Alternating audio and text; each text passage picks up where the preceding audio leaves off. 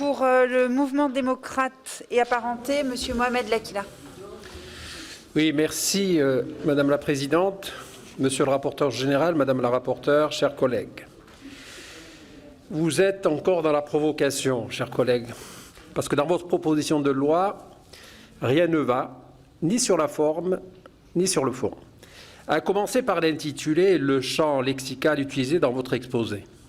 Je cite « profiteurs de la crise »,« s'engraisser »,« entreprises voyous » et j'en passe. Pour vous, les entreprises qui gagnent de l'argent, ils ne demandent pas d'aide publique, seraient nécessairement des fraudeurs, des profiteurs et des voyous. Franchement, c'est honteux et je suis scandalisé par ce genre de propos.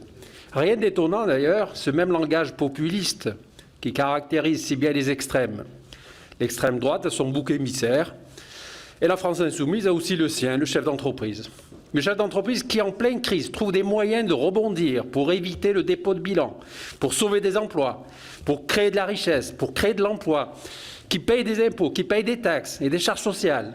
Et vous osez le traiter de voyou et de profiteur. Sur le fond, à lire et relire votre PPL, on ne sait pas très bien qui est identifié comme profiteur, ni quels seraient les critères d'assujettissement à la taxe nouvelle. C'est quoi pour vous un gagnant de la crise?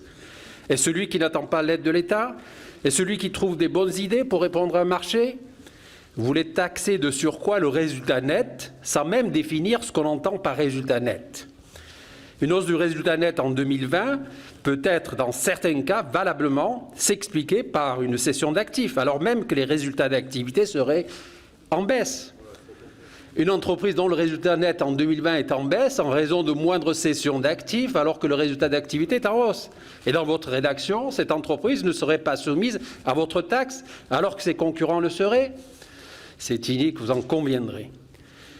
Voulons-nous, chers collègues, refaire les mêmes erreurs qu'en 2011-2014 en augmentant les prélèvements obligatoires alors que nous sommes encore au cœur de la crise, en prenant le risque de faucher la reprise en plein vol?